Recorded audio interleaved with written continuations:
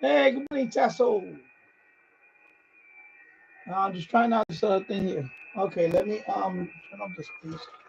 Turn off the space heater. Let me turn off the space heater. Okay, so just turned off. Let me hit this light. Good morning, Tasso. Yeah, I got my Dell running finally. All right, so this is the ham clock.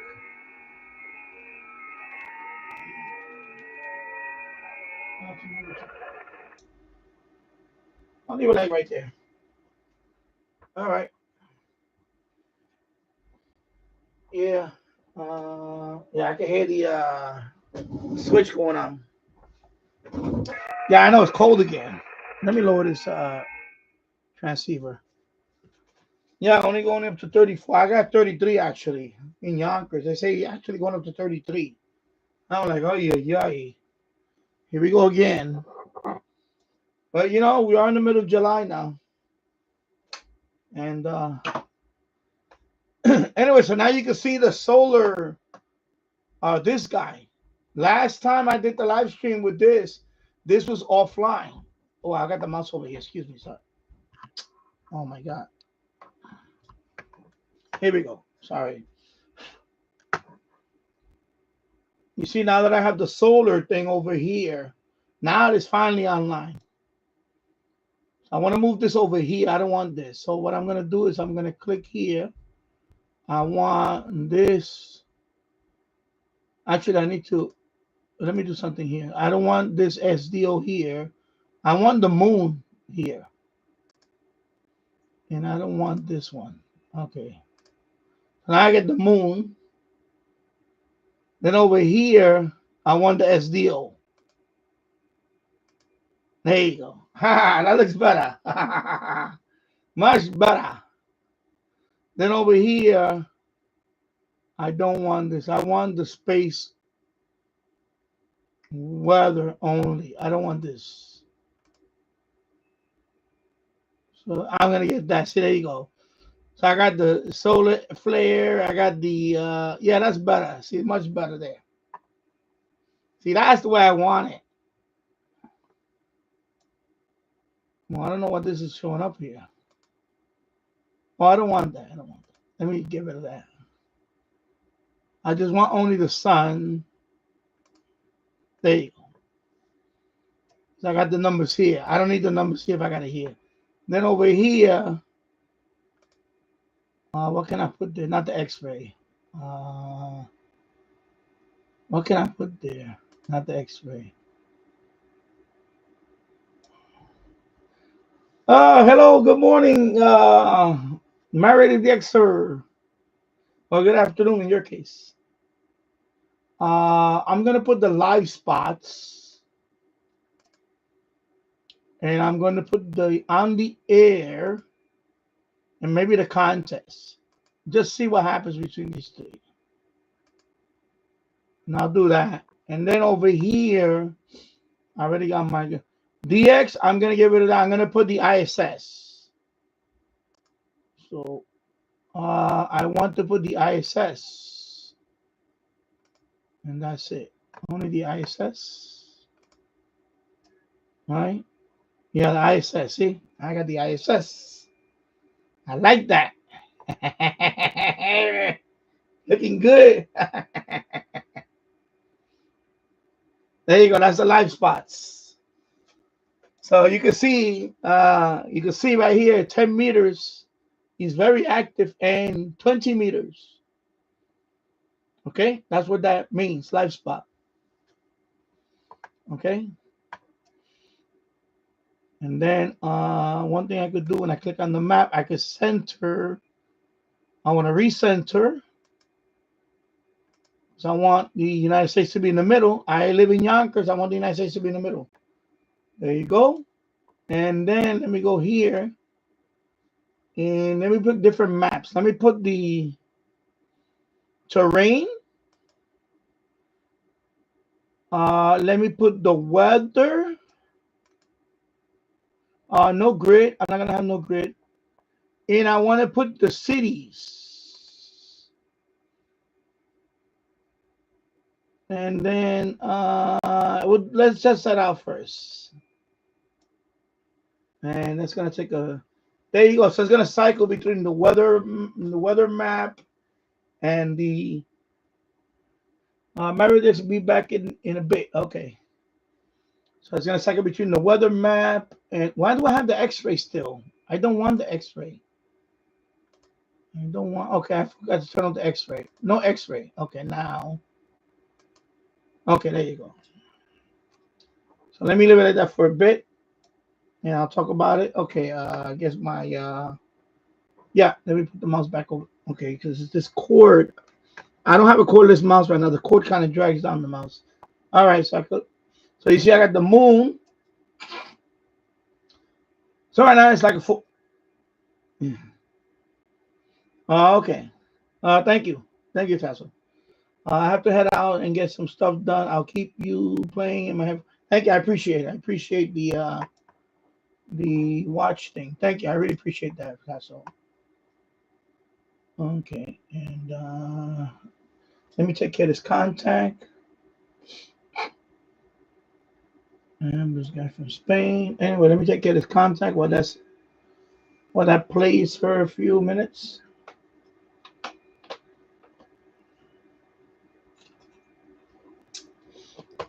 I figure let me be online for a couple of hours while I'm doing this. And so you see, cycling through the different things that I put there now. So you can see the SDO is working now. It's working. So that's a live.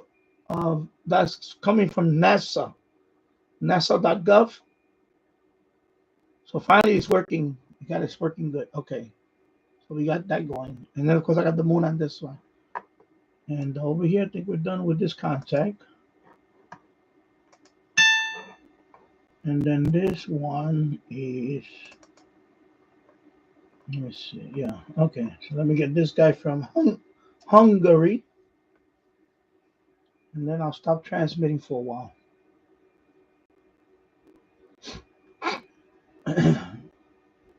Just to talk about this briefly. Now that I got it running on a smaller computer. This is a more manageable computer. It is a Dell Optiplex 9020. It is one of two that I have. I found one in the trash about a couple of months ago or so. I could install it on that one. That one has 4 gigs of RAM. Of course, this is another machine that I have for a couple of years. I did it for a few years now. This is one that was in the hospital where my wife hospital where my wife works at, and they were about to throw them out.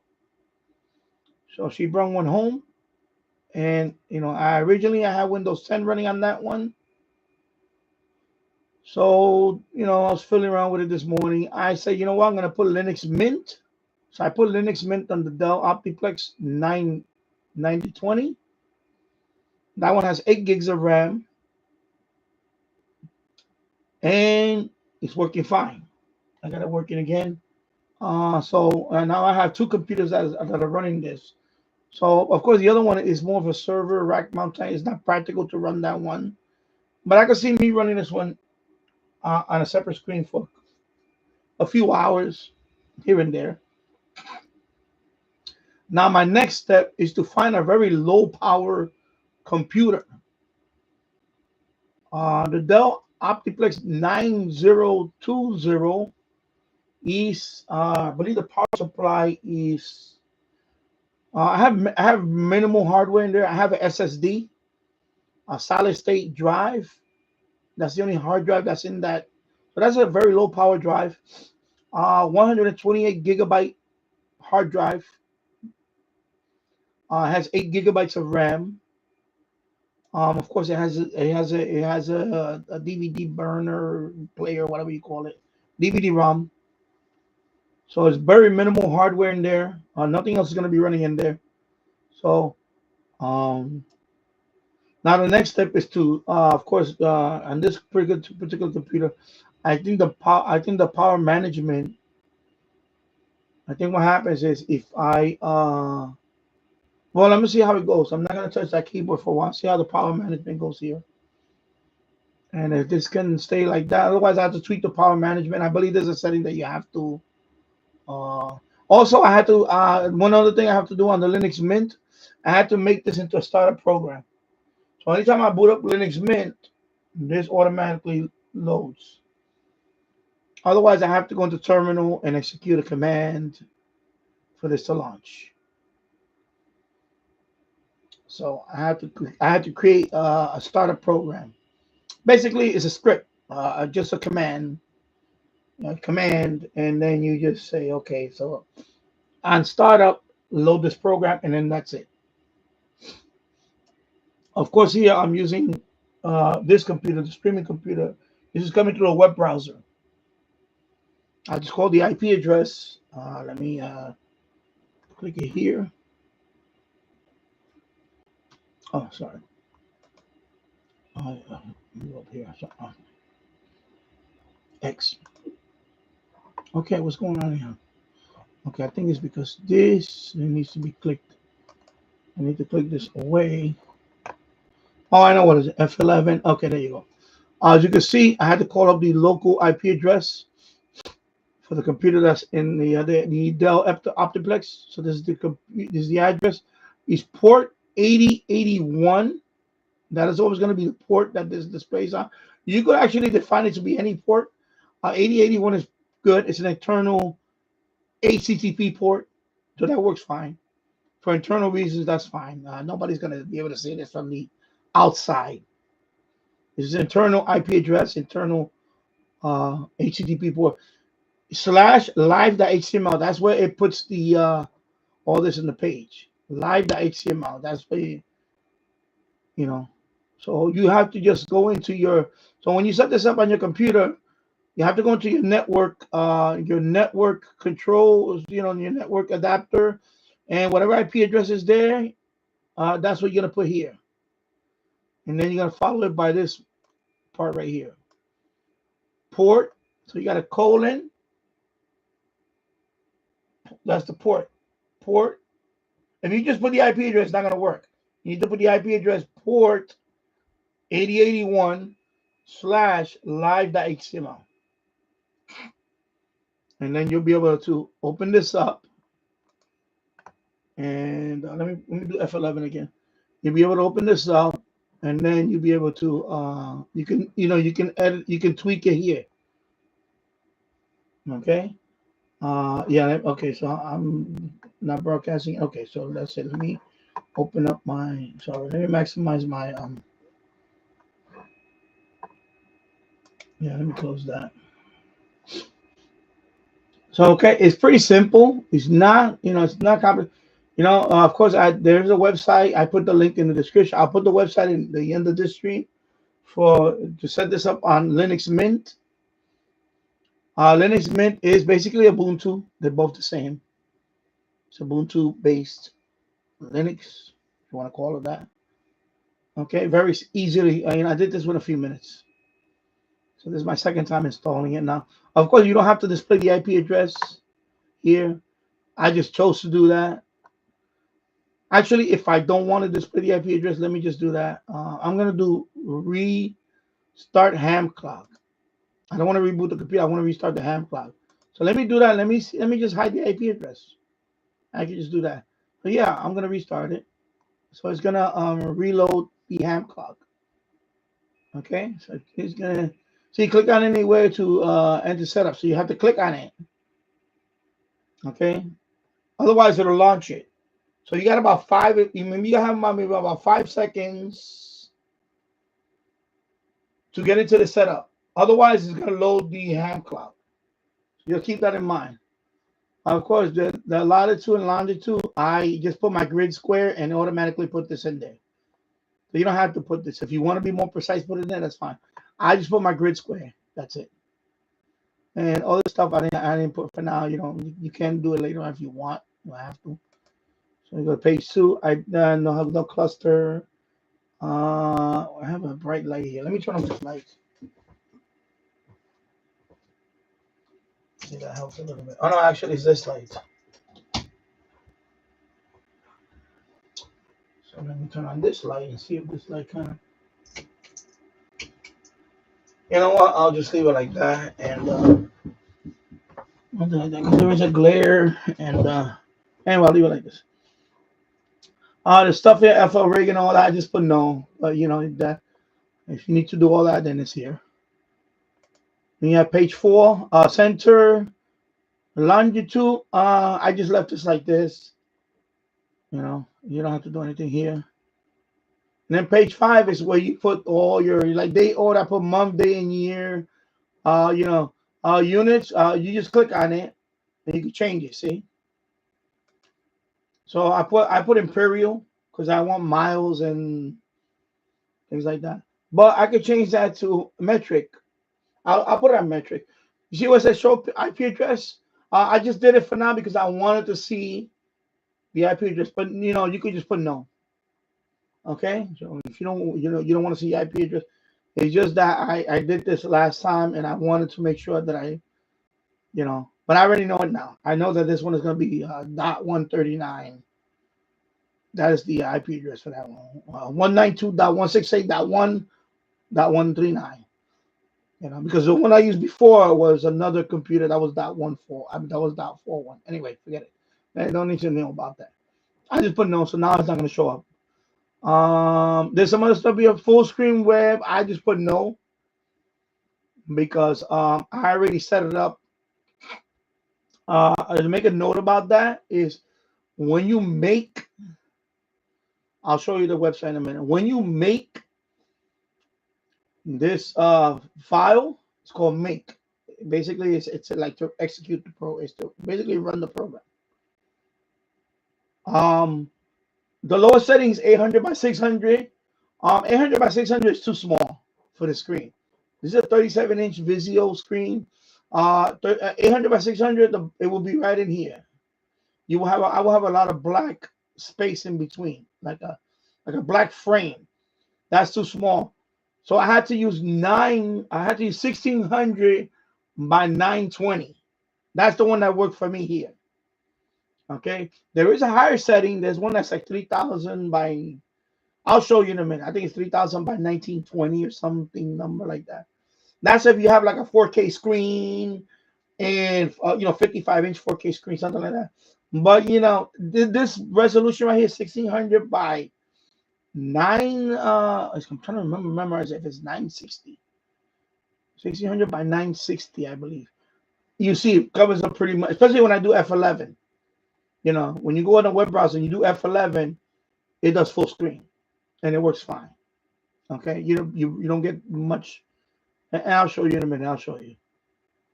All this other stuff, you know, is optional. You could do whatever you want to do here, and just click on done, and then it'll start booting it up. Okay, it'll start. You know, see, it goes through the time server and all that. Checks the time server and things like that, and there you go. And now it's loading it up. You see, and there it is. Okay, it is pretty simple. It's nothing difficult. And like I say, I showed you can customize all of these. I don't know why it's still showing the IP address. I thought I put no. I guess it's still showing the IP address. Wow. Okay, so something must be going on with that. Anyway, got the CPU temperature of not this computer that I'm using, of the one that's running this. So it's actually showing the CPU temperature too. And of course, the uptime right now has been running for under a minute right now. That means uptime. Okay. Of course, again, DE is your QTH, where I'm located at. DE is my location. So right now, my local time is 10:26 a.m. January 14th. Okay. And this is my grid square. This is my longitude and latitude. This is the ISS. So as you can see, 5 hours and 22 minutes, the ISS will be. So it's not up here. The path is down here right now. The path is actually this way, the path. Okay, so that's why you see the ISS. You know, because that's the only thing I want to. I'll put there, or I could put another. I know FedEx is and FedEx is yeah. Although FedEx here has gotten better since we got rid of the other guy. We had a FedEx guy that he would throw packages over the fence. Literally, he would toss it over the fence. When I put instructions to just open the gate and put it right there, don't have to toss stuff. And one time he tossed a little mini fridge over the fence. It was actually one of those ice making machines. The ones that make the little ice balls, you know, ice making machine for drinks. So, you know, that's a little mini fridge. It's kind of heavy. It's a little ice making machine. He tossed it over the gate and it got damaged. The whole corner of one ice making machine got dented. And when I saw the box damaged. I already knew he tossed it over the gate. It's a short gate. It's like a 6-foot gate. And I put the instructions all over in front of my house. I have a big sign. It's a letter that I handwritten in marker. Please put all packages, open the gate in the alley and just put it right there. Because I don't have a front porch. I live in the middle of Yonkers. It's a small city. And I have a brownstone house. It's not like it's not like a house with a porch in it and everything. No. So if you leave it in front of my door, anybody can drive by and they can just take it. So I tell all my delivery guys, put it in the alley. Because in the alley it's safe, it's hidden. And not people from outside can see it. And by the way, when they put it in the alley, I can hear the gate open. By that time, I'm already going out there to meet them. And I got cameras in front of my house and all that. But usually, and most of 99% of the time, they leave it in the alley. But that one FedEx guy, he was an idiot. And I finally made like 3. I think I made total of 3 complaints, and that was it. He was gone. I never saw him again doing this route. And I went off on them. I told him this guy should not be delivering packages. He's always tossing packages. He was a young guy. He was a young guy who was always yapping on the phone. And you could see it. He was not professional about it. You know, I understand. Listen, people, you might not have the best job in the world. You might not like your job, but at least be professional. You know, you got to think, they have some courtesy. Think about it. That's somebody's package. That's somebody's, you know, you don't know. It could be their medical supplies. It could be, you know, when I say medical supplies, I'm, you know, talking about like, you know, a life and death thing that they might need. You know, to treat every package with courtesy, with care, not just toss it like it's a piece of garbage. And yeah, FedEx very notorious for destroying packages. You know, they're very notorious for that. I see many YouTube videos on that. The way they toss packages is crazy. You know, even if you put fragile on the package or do not drop or something, they wind up getting, you know. That's why I opt out. Well, like Walmart, when you order from Walmart, you don't have a choice. Walmart is contracted. It has a contract with FedEx. So anything you order from Walmart is automatically FedEx. And I try not to buy from Walmart directly online. You know, some places do give the option. I do like Amazon. I like Amazon shipping. Overall, Amazon's my pack. Right now I'm waiting for Amazon. I'm waiting for 8-port KVM switch, a rack mount 8-port. It should be here today. Amazon is very nice about it. They usually come in the alley and put it right there gently. They take a picture of it, of course. So when I get the message, they have the picture of my package in the alley. You know, they do things like that. UPS is okay, although we had a couple of knuckleheads before in UPS. But the UPS people are usually pretty good too. When they read the note, it's just the FedEx guy. This one guy, he just didn't understand. You have to just push open the gate. That's it. You know, I made it clear to them many times. We don't have no dogs here. Just push open the gate and leave it right there. That's it. I made it the instructions very, very clear. Push open the gate and lay it in the alley. That's it. I'll take it from there.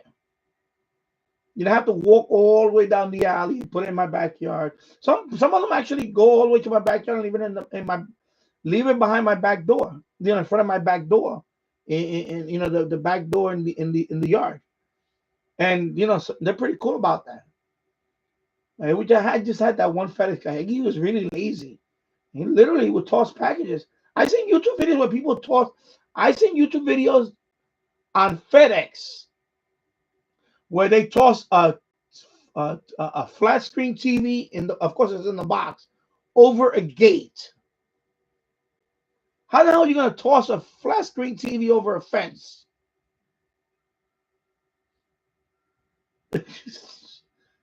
Just boggles the mind, the stupidity on some of these people. You know? A lot of people, they just don't understand the service industry.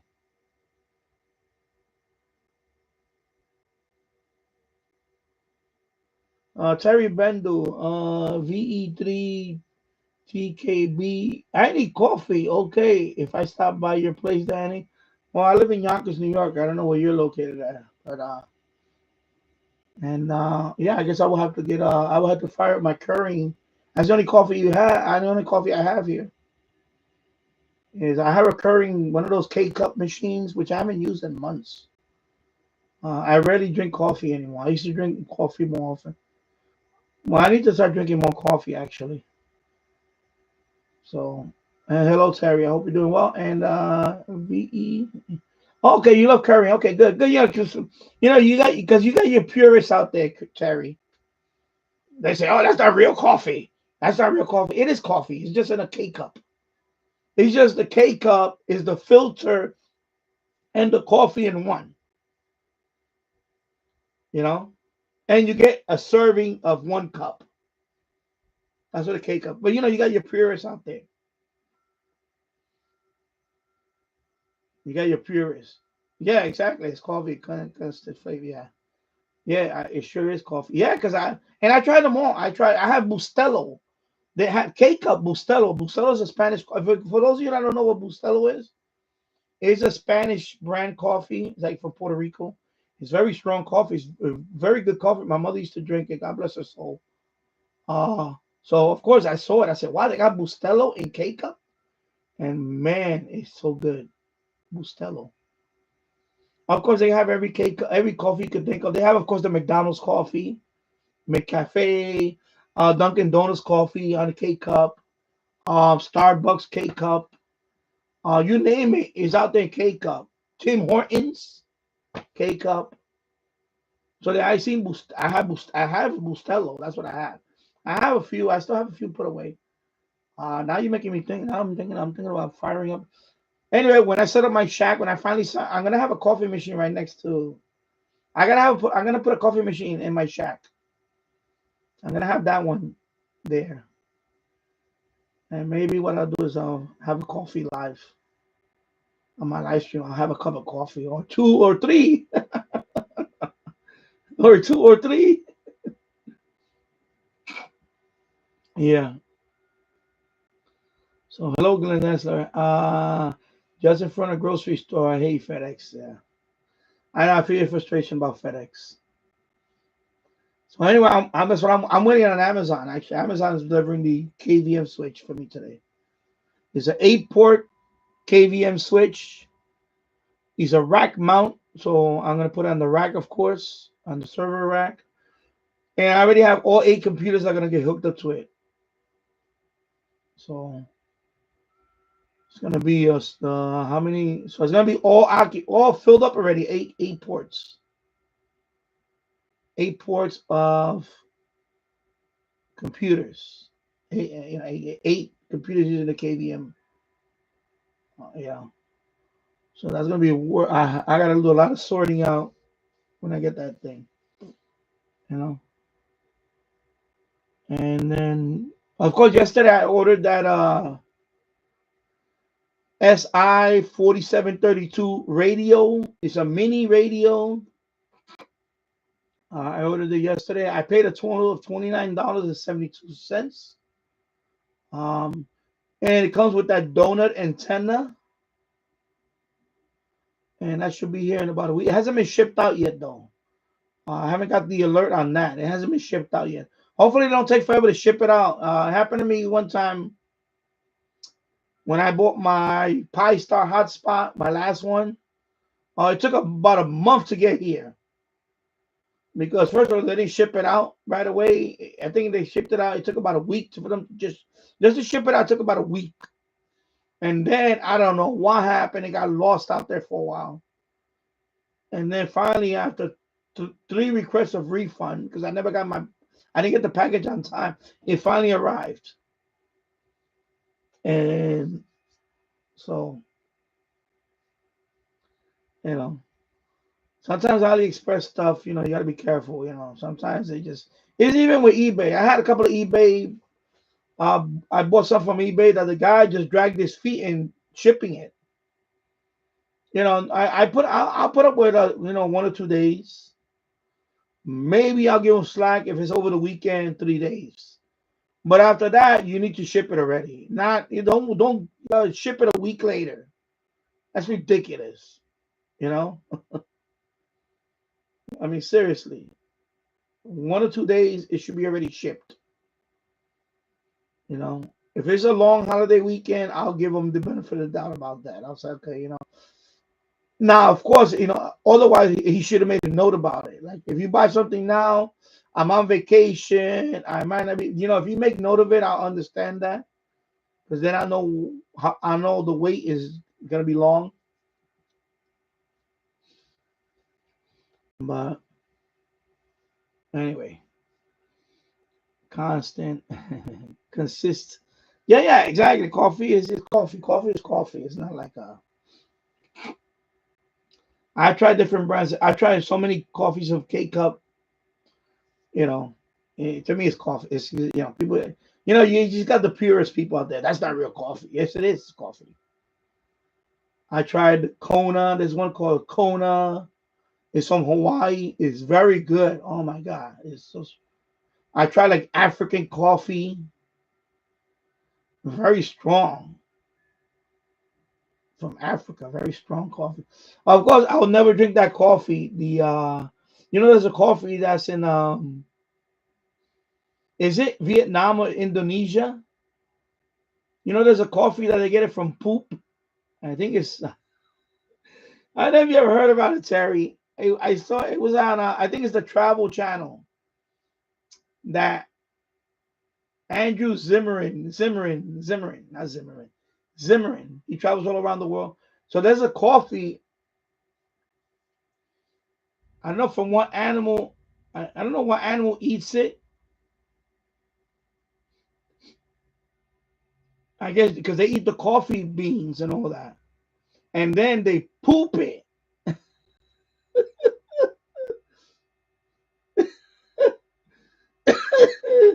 So, oh my god, it's horrible. Is it a bat? Is it a? I think it's a bat that eats the coffee. That eats the coffee beans. I don't know if it's somewhere in Southeast Asia. I don't know if it's Thailand or Vietnam or Cambodia, one of those places. It might have been Indonesia too. It might have been actually in Indonesia. I don't remember. Anyway, it's a bat. I think it's a bat. Maybe somebody can look it up. And the bat or the whatever animal, I don't know if it is the bat, eats the poop. I mean, eats the coffee. Eats the coffee, and then when that bat or animal, I forgot what animal it is, that when they poop, they get the coffee from the poop and they brew that coffee. I guess because the poop makes the coffee taste better. I don't know how the hell this thing is. I would never drink that stuff. I'm sorry. I'm not drinking something that's coming out of an animal's poop. And they swear that this coffee is the best coffee. It's like, it's great coffee. It's insane. So yeah, it's a coffee that it's a coffee that comes out of some animal's butt. I think that's what it is. I think that I think the bat or the whatever animal eats a coffee bean, and the coffee bean stays, as a coffee bean. It doesn't break down in the body. And then animal poops the coffee bean, they take those coffee beans and then make the beverage. And I guess the coffee bean in the animal's body or the bat's body, I don't even know what the hell it is, makes the coffee taste better or something. I don't know, some ridiculous. Hello, Robert Varner. Hope you're doing well. Good morning. I don't know where you at, but good morning here. It's 10:42 in the morning here. I think it's a bat. I'm trying to remember. I'm trying to remember if it's a bat. It was. I saw it a few years ago. It was a long time ago. It was a. I know. I think it was the Travel Channel when I had cable, and it was that guy. You know, Andrew Zimmern. You know, the guy that eats all the crazy stuff. The guy that eats all the the weird stuff. He eats everything. He eats like bugs and you know b- bull scrotum. This guy eats everything. I mean, there's nothing he doesn't eat. So yes, I know it's a coffee that comes out of. I guess the animal poops out the coffee beans, and it's nasty. I don't know how somebody could drink, coffee with poop. Nasty. Yuck. Disgusting. All right, let me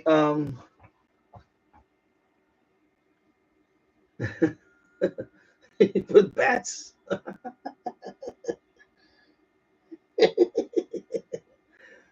Yeah. So it seems to be running stable, even though the screen is. I'll show you. See right here, it's running fine, and even though the screen on the computer is blank, you see the screen on the computer is now blank because I guess now it's in screen save mode. It's still running here, so that's a good sign. So that's a good sign. So let me click on the desktop over here and see what happens. I go like this, the mouse. Okay. So now I get this screen. Okay, so now I get that screen. So now it wants me to log in. Okay, so that means that it can run for a long time and I don't have to do anything. So the only thing I have to set up is the auto. So let me just press enter and let me input my password to log into this computer.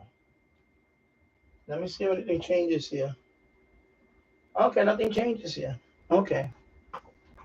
So now I logged into my computer and there it is. You see partial? I'm sorry, I'm moving too much. You see the partial screen because it's really big. It doesn't fit here. Because I had to make the resolution bigger so it can fit there. Okay. If I would have done 800 by 600, the screen would be too. The display would be small. It would be like in the middle. It wouldn't. You know. I had to do the 1600 by 960 so you can fill up this screen. But on the host computer, it's gonna look like this. It's gonna look like this. It's not gonna be able to fit. You see. But that's okay because I don't want it for this screen. I want it for this screen or for any screen in the house. Like for example, the 55-inch in the other room. I just go. I just all I have to do is open up a web browser and display it there. So this will work fine. So now that I got it running there, so now the only thing I want to know, the only thing left to do now is get a smaller, low power computer. I was looking at a Raspberry Pi 400 yesterday. I was looking at one yesterday, and but I have to wait. I'm gonna have to wait till next week now because I bought that little radio yesterday, and that really, and plus I had to buy the switch, the KVM switch. Excuse me. So there goes my budget. because I want to have this running not 24/7, but I have to be mindful of the utilities, the costs, um, right now the computer that's running this is an i5 computer. It's an early generation i5 computer with 8 gigs of RAM. That's a bit overkill for this. So I would like to run it on a lower power computer, like maybe even a Raspberry Pi. I was looking at a Chromebook or Chromebox, but I started reading up on that. The problem with Chromebooks is that because it has Chromebook Linux on it. It's a version of Linux just for Chromebook only. But anytime, I don't know, maybe Glenn can, and maybe he can put his 2 cents in. He's a tech guy. He's a tech guy. I don't own a Chromebook. I never have it. I never own a Chromebook. If you want to put something other than Chrome OS, what do you have to do? I read that you have to, you have to do you have to put a firmware on there to open it up. I think it's called My Chromebook or My Chromebox or something like that. I forgot what it's called. And it enables you to install another operating system on it. I think you can I cannot just put I don't know. That's why I need to ask, maybe Glenn can tell me if he has successfully installed, because I would like to install this Linux Mint on a Chromebook, on a Chromebook, because this works fine. This is Ubuntu Linux Mint. You see, it's working fine. So now the next step is to put it on a lower power computer, either Chromebook or Chromebox. They're very cheap to the Chromebox I seen. A Chromebox is basically a small computer. It's not a laptop. The laptop is a Chromebook. Obviously, the word book, comes from laptop. But they also have Chromebox, which is just a small little computer. Looks like one of those. It looks like one of those Android TV boxes. Ultra small form factor. And I was looking at those. I see them all over on eBay for like nothing, like $30 and stuff. So I was thinking about maybe getting one of those and try to do. But I need to know if I can put, any other version of Linux, any other Linux distribution on it, without going too crazy on it, because I don't want to go through the whole firmware stuff on it and all that, or I have to do something, open it up and do. I don't want to do all that. I just want to, I mean, if I have to, I will. But and of course, the other option is to get a Raspberry Pi. Of course, the Raspberry Pi 500 is out.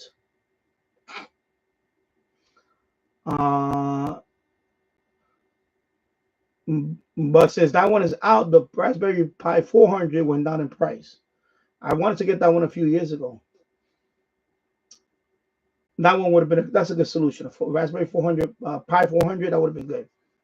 The only problem with the Pi 400, Pi 400 is that the output is HDMI, and I don't have too many screens that have HDMI in it other than TVs. So, and I'm trying to recycle one of my older VGA TVs with big VGA screen like this one and something else. So, Mary Dick, so okay, I have to go and get ready for my live stream in 10 minutes. Okay, take care, and we'll try to make contact tomorrow. I'm not gonna be out here super long. I'm just gonna be out here for another hour, maybe or so, depending on whoever comes on here and they want to talk or something. I'm just trying to get some hours back up because I haven't been live streaming the last couple of weeks or so. So I'm trying to get back into the swing of things. So I decided to come on now. I'm gonna be on for a bit since I was tweaking this. I figure, explain my progress for this. So now the next step is that. So now any suggestions out there, any comments? Anybody on a Chromebook or a Chrome box, were you able to install a other version of Linux, a distribution like Ubuntu or Linux Mint, or yeah, one of those two, Ubuntu or Linux Mint? Just let me know. Let me know in the comments or let me know in the chat. You can also let me know in the comments after the live stream is over. Because I'm maybe going that route. I want to get a lower power solution. Now that I know that this works, I've done it again and it works fine. I didn't have no issues installing it. So now the next step is to put on a really low power computer. So, hello, David K. Good day. Hope you're doing well.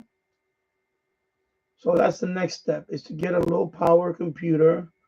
The lowest power computer I have here, in terms of energy use. What I mean by low power, I'm talking about, uh, you know, not too much, not too many watts, because it's probably going to be running pretty much almost 24/7. So I just want to have it somewhere stored away, and then I can call the IP address of that computer, and then I could get this on my screen. So I want to have a dedicated. I do have a netbook that is a few years old now. It's actually, what is it now? It's pretty old now. And I ran Linux on that one. That one used to be a Windows 7. Windows 7 netbook. Is it Acer? Is it Acer or Asus? I have to look for it. It's around there. It's in the bag. Asus. Of course, that one has an SSD drive I put in it. It has 2 gigs of RAM, which is enough. I can probably maybe double it to 4 gigs of RAM. I don't know. And then I can run that one. It has it does have a VGA output. It does have a VGA output, so I can output that to a VGA screen, and then I can set that up like a server. Basically, set it up so like it'll be running as low power, and it also has battery, because of course it has the battery in case I get a power glitch. It can run on itself for a couple of hours before it shuts down. I think that's a good solution, is to use an old netbook. I'm gonna look into that. I had tested it before. I ran a web server on that netbook, just testing it out. I had really, of course, there's a Windows 7 netbook, but I remember putting what it was, CentOS. It's called CentOS. CentOS. CentOS.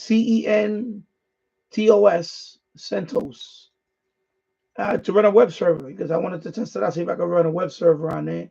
And I did. I ran it for about a week. It was a few days to a week. I just ran it, and it worked fine. It was not the fastest server, but it was a server. It was a web server, publicly accessible from outside of the network. So, like for example, I think when I was in school, was it? No, it wasn't when I was in school.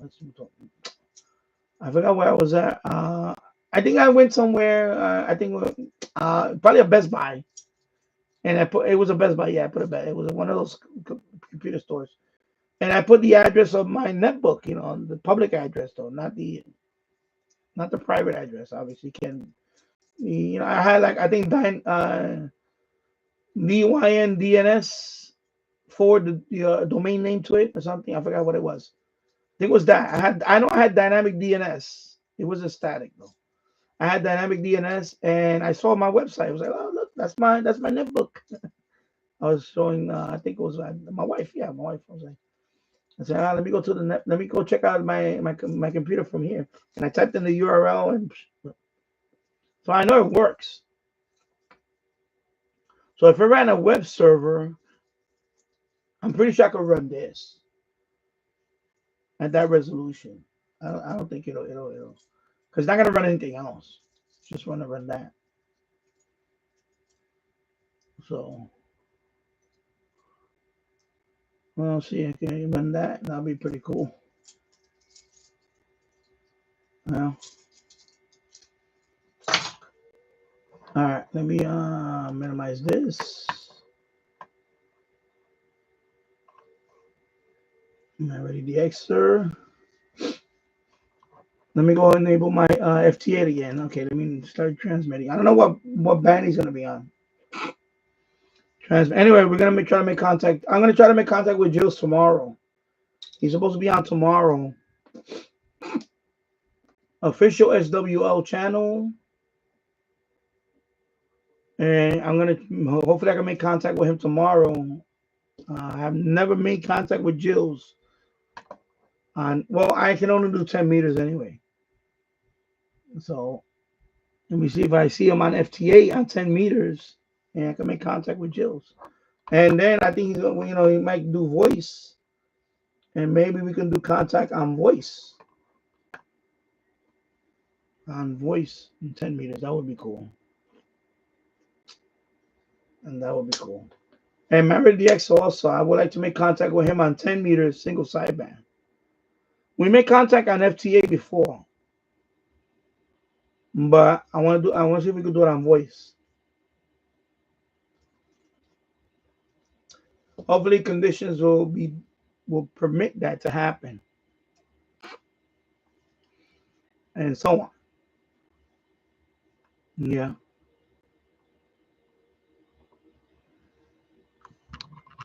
So let me put it right here. Just put it right. I'm gonna put the camera right there. And let me just. Actually, I can't see my chat. I'm gonna put it like right there.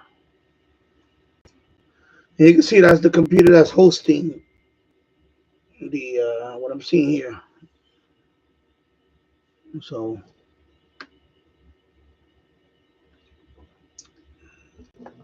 it's working. It's been running now for 33 minutes. I see the uptime 33 minutes. So it'll work fine on the Dell.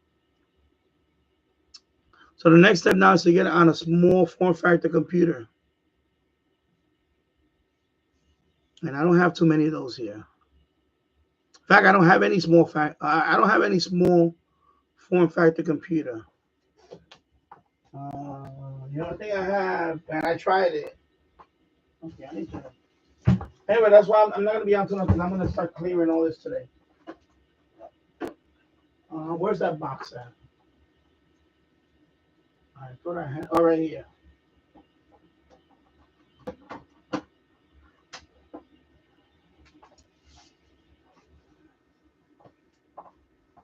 See, I was thinking about using this because this is it's called a G box. This is an Android box. These are the ones that, of course, you can run, Kodi and things like that.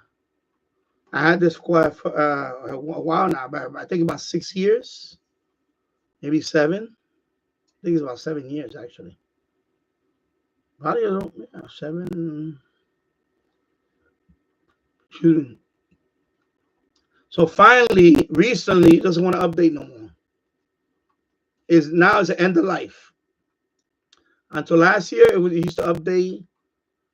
Even the Google Play Store, I would go in there. Now it doesn't want to do anything. No more update anything. Play Store, it would just say, whatever. You just can't. Basically, now I can't. Now I can't use it at all. Even the apps that I already installed in there I had like the Pluto app in there. I even did a factory reset on it. Nothing. So right now it's end of life. So I can't really use this anymore. So I was looking into there's a couple of websites that still make updates for this. The operation, it is Android. The process on this is called, I think, ARM processor. I believe it's the ARM processor. Anyway, I looked into that. They said that even if you try to upgrade it with that particular thing, it's a pain. And it's not gonna, the performance is not gonna be that good on it anymore. So I'm pretty much done with this. Unless I find something out there later on. But it does, you can put an SD card in it right there. Of course, it has the USB, has two USB, and of course you got it has Wi-Fi built in, it has Ethernet. So something like this, but and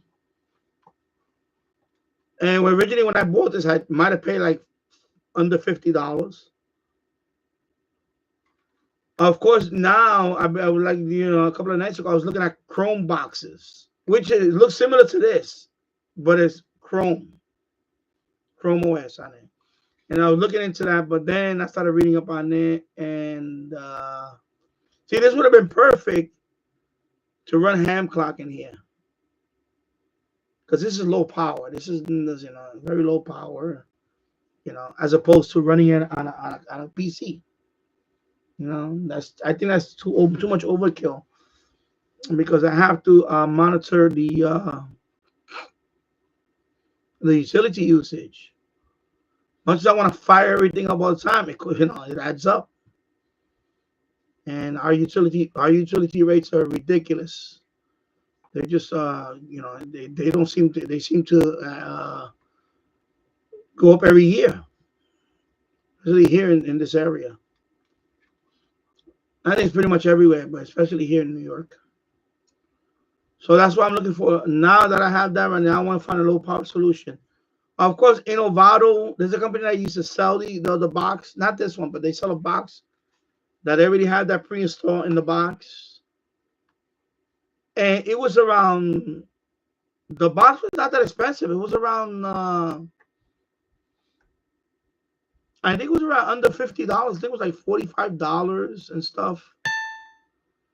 And then, let me do something. Okay, so, all right. So it was around under $50. But unfortunately, the guy he had to stop making make the box because he's going through his own health issues. He's diagnosed with pancreatic cancer, so that's it. He's only fulfilling the whatever orders are left on it. I was this close to buying one earlier, like months ago, and I should have bought it back then. Now, because I would have had that, then that would have been it. I would have just. But now, since he's not selling them no more, I'm trying to find my own solution. So, now that I got the software running, you can see, it's running, I know I already successfully installed it a couple of times. Now the next step is to put it in a small box like this. A very low power device. And then, so I'm going to look into the netbook. I do have a netbook. I'm going to try that next. I have to locate it. It's around there. It's in a bag. It's in a little, it's a netbook, but it's also in a pouch with a little tiny mouse and all. I just got to locate it. It's around there. And I'll try that.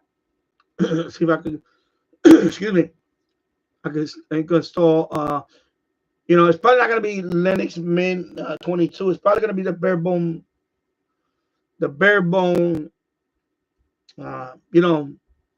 like this one. When I installed Linux Mint, I told to put all the multimedia in and I did all that. Of course, if I install it on a smaller device, I'm probably going to put like it's called Linux Mint Mate, which is a lightweight version of the Linux Mint. So I'm probably going to have to do that, the Mate version, or the lightweight version of the Ubuntu or whatever. And then maybe I'll try again with this and see if it works there. And if it works there, then I'm good. That's the next step now. Now I need to find a low power solution that I can have it running. Because originally I was going to do it with one of these. I may try again with one of these. But the problem with these are Orange Pi. These are Orange Pi Zero. See, originally I was going to try one of these. This is a Pi Star hotspot. This is for DMR or for digital voice. So, excuse me. And I tried it with this, but the problem is you have to unlike here, it's straightforward. Or on an Orange Pi that's running the, you have to enable the web service. You have to do a whole bunch of other stuff just to even show it on the browser. It's too much. stuff to do that, as I say, you know what the hell with it, I don't want to. Because I mean, the other option is you just buy Raspberry Pi.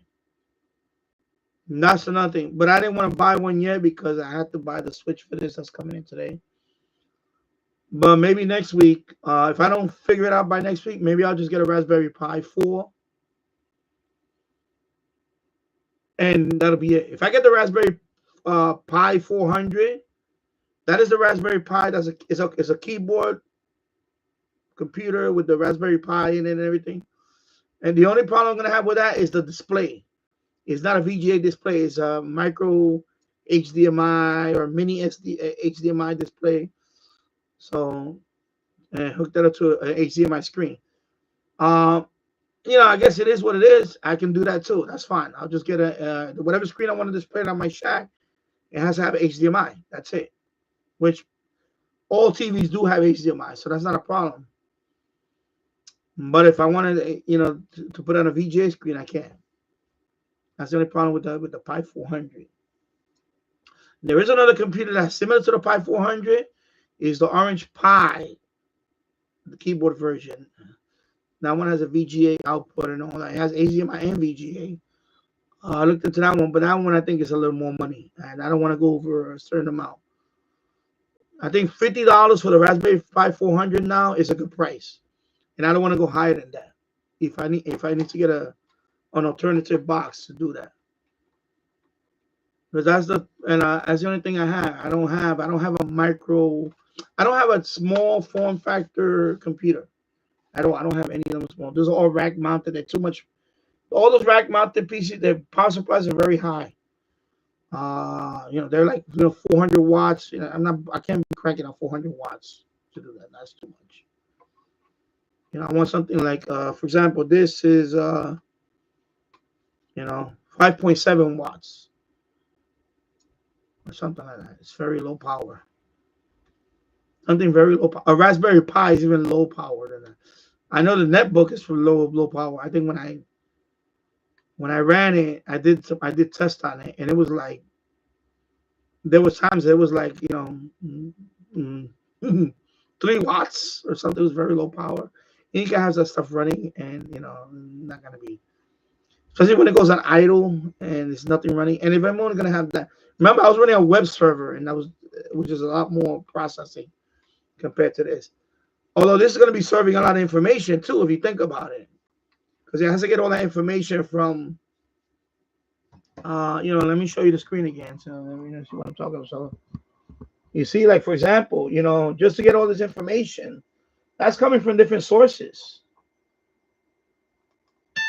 Okay, that's coming from different sources. That's coming from, for example, I remember this was offline last week. So now, I'm over here. I'm pointing over here. See, this was offline last week. Now it's this all information. This one website. This is from another website. This is from another website. And this is coming from the computer clock on the host computer. All this information is coming from other computers. Yeah. Hello, Different Gear TV. Good morning. Different Gear TV. Everything seems to be loaded with bloatware and software these days. Yeah.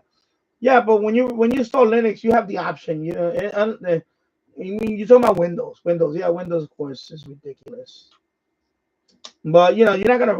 I don't want. You're not gonna run this on Windows. This is not meant to run on Windows. This is running on right now. This is running on a Dell Optiplex 9020. I looked into that too, Glenn. At VGA to micro HDMI. Yeah, I can do that route too. I have an adapter that converts HDMI to VGA. Then I have two of them. I have one that converts VGA to HDMI and vice versa. I have another one, yeah. But that one needs to be powered. I believe I think that one I need to. Now I gotta use another power source. I think that's what that. No, I mean, if I do get the Raspberry Pi 400, for example, I'll just use I'll just use a HDMI port on a TV. I won't be able to use some of my monitors. Some of my monitors are older. You gotta understand. That's why I'm trying to stay with VGA. But maybe I should just go with HDMI anyway because VGA is kind of dated now. Well, not dated. It's dated. Glenn, I have a Pi 4 running Rasputin, a Raspbian, and Debian Linux. The micro HDMI. Okay. I found an adapter VGA to micro HDMI. Because the Raspberry Pi 400 is micro HDMI. It has two of them. So I would need two HDMI sources. Because I also plan, by the way, in that same computer that I plan to run this, I may run Ham Dashboard also. Which I make videos on that. I mean, I made live streams on that. Well, not live stream because it killed my live stream. I demonstrated on another, but I cannot run because that's one thing. This is not going to be on a streaming computer. This is going to be on a separate computer altogether. I just want to have it on a screen on behind me, or in on the screen where my shack. I'm going to build my shack, and I'm going to have this on my screen. I think maybe it's gonna be low power. Well, I got a low power PC. I'm just looking for prices right now. And I saw a few of them. Low power PC. I saw one. I would have bought it already, but I had to buy the KVM switch. I put that off for too long. Have I not bought the KVM switch, I probably would have bought a mini PC. A mini PC, something like a mini PC. What it was? I saw one the other day, HP Elite Desk. Is it Elite Desk? These are very small HP, and I'm not a fan of HP, but it is what it is. Because I just needed to run, Ubuntu or whatever, and then I could put this, and that's it. And it has an NVMe drive in it. The problem is that some of these eBayers, when they sell the PC, they don't want to sell it with the power supply. So I don't want to buy a power supply. Why should I buy a power supply? You sell it with the power supply. A few of them did sell it with the power supply, but it was at the price where I didn't want to pay for it. It was at a price point where I didn't want to pay for it. It was too high. I don't want to go. I don't want to be close to $100 just to buy a PC that's going to run this. No, that's ridiculous. So I saw a couple of them. The price was very good. It was like under. I saw one that was around around $40 with tax, everything included. But then no power supply. I'm like, no plug included. I'm like, no.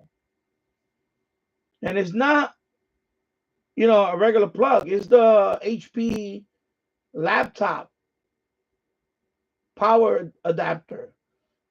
If you don't have one around here, I may have a spare one around here, but I don't know. And, it has to be the right voltage. I think it's like 19 point.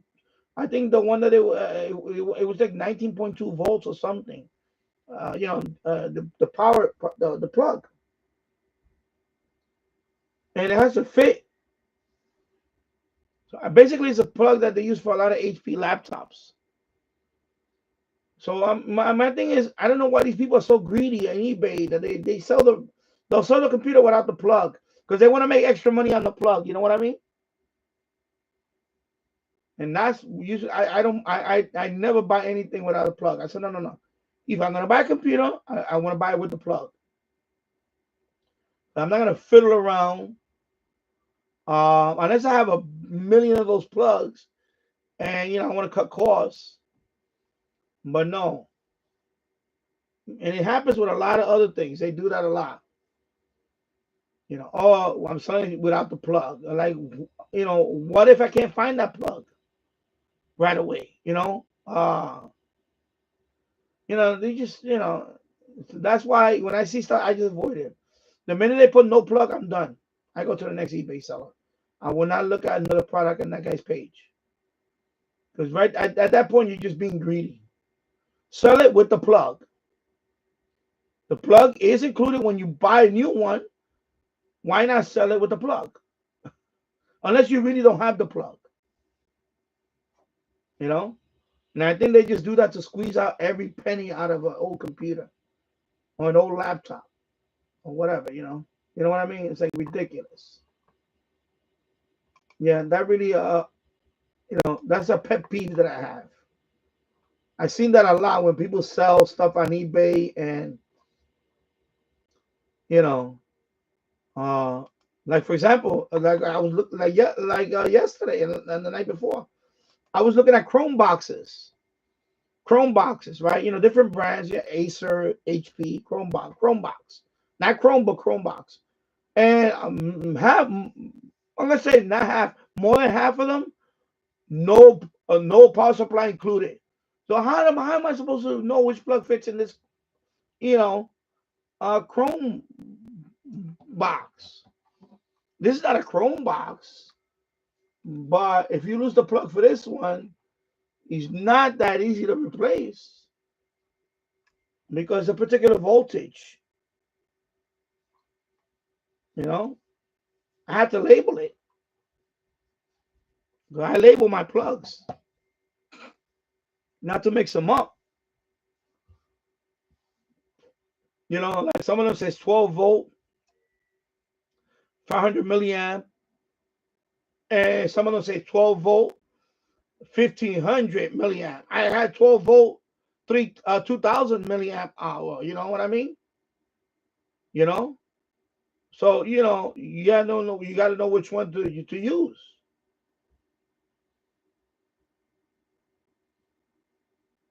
You know, so that's why I had to label. I eventually started. I took inventory of all the plugs that I have, like all my radios that have plugs. In this case, and I'm not talking about radio, but you know, I'm just showing that this device too. This has its own plug. I had to label it. I put I have printed out the label and I put it right on there. This plug is for the G box. This plug is for my PL 660. I have a plug for the Sangean PRD12. You know, my plug for the Grundig Satellite 750. You see what I'm saying? Because you don't want to mix those up. And some of them, you know, very common, you know, like 12 volts, 6 volt, whatever. But there's different amperages on there. There's different, you know, you don't want to mix those up. You know, except and they're different brands on it. They're not the same brand as the radio. Only Sangean makes a plug that says Sangean on the plug. That's what I know. Okay, this is for the Sangean. Or Sony. When you used to buy a Sony radio and on the plug it says Sony, you know that was for Sony radio. The plugs for my Grundig radios, they don't say Grundig on them. They say something else. Some maker from whatever. And unless you know that that plug is from the Grundig, so I had to label them. I labeled them. That's how I know that plug is for the Grundig. Yeah. Oh, okay. Well, it's good to know, but I'm already running it, so I'm not gonna. At this point, I'm not gonna do that. I'm gonna do my own solution. Actually, it's more satisfying to just do your own solution. Because I do have the wireless keyboard. I do have that wireless keyboard with the trackpad. I have all that already.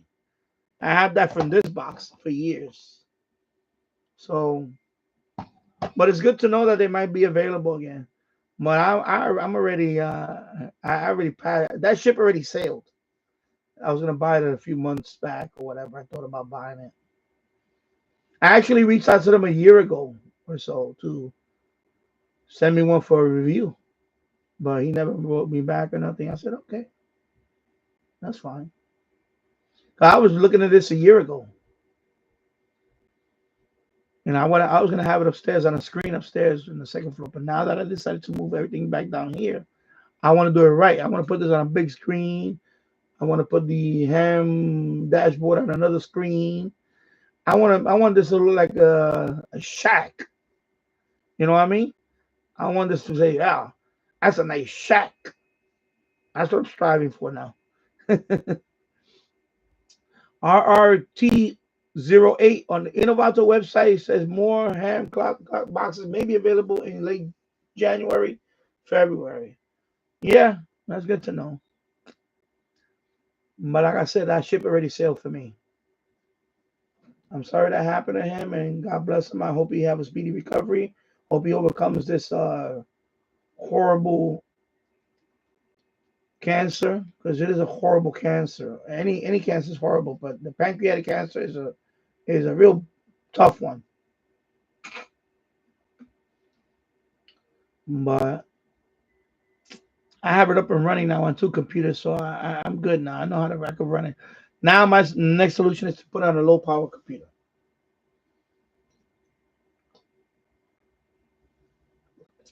So I'm looking at the Raspberry Pi 400, or if I find some kind of Chrome. Well, I'm not even gonna go with the Chrome box because there's too much stuff to deal with the Chrome box. I probably wind up getting a mini PC, but I just don't want to break the bank for it. I want to get something really. Actually, I need to go on Craigslist. I need to look on Craigslist, see if somebody has one locally around here. They sell it for cheap. Maybe I'll do that later tonight. I'll just go on Craigslist and start looking around. You know, sometimes people just give them away. Sometimes people just give them away.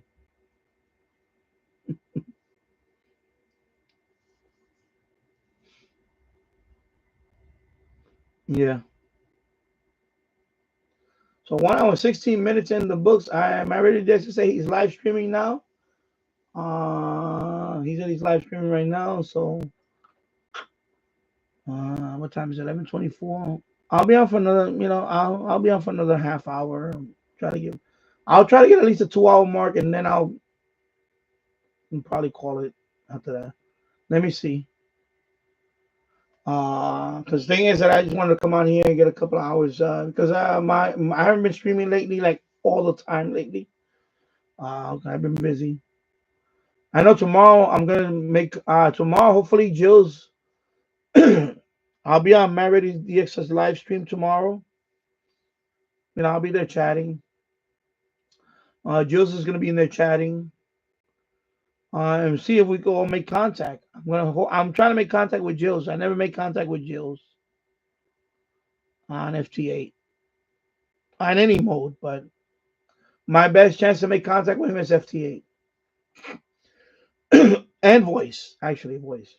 I may even voice single sideband.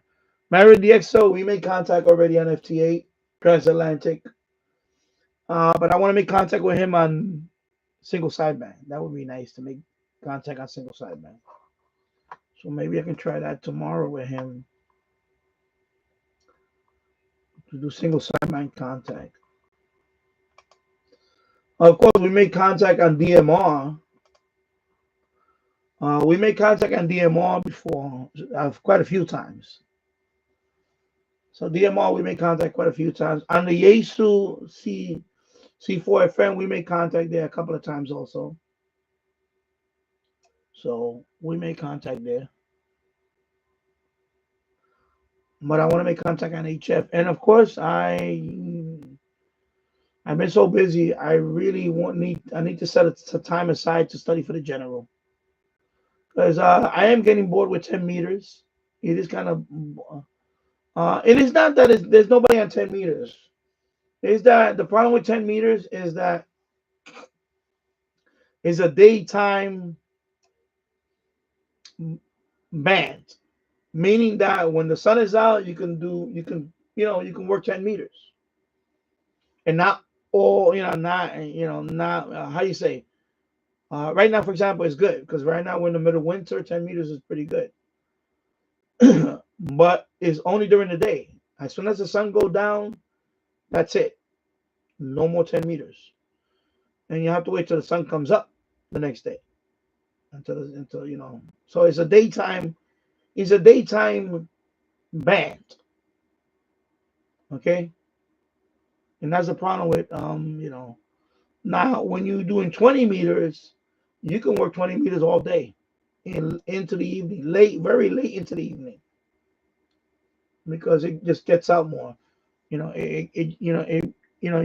can do more with 20 meters as opposed to. Problem is, a technician license, you can't do 20 meters at all, not anymore. Not even digital. Which I wish there's, I know that they were talking about it once before. I think the ARRL sent a proposal to the FCC to open up more digital modes. I mean, more bands for technicians, especially at least digital modes, because FTA is very popular. And maybe open up a small portion of single sideband.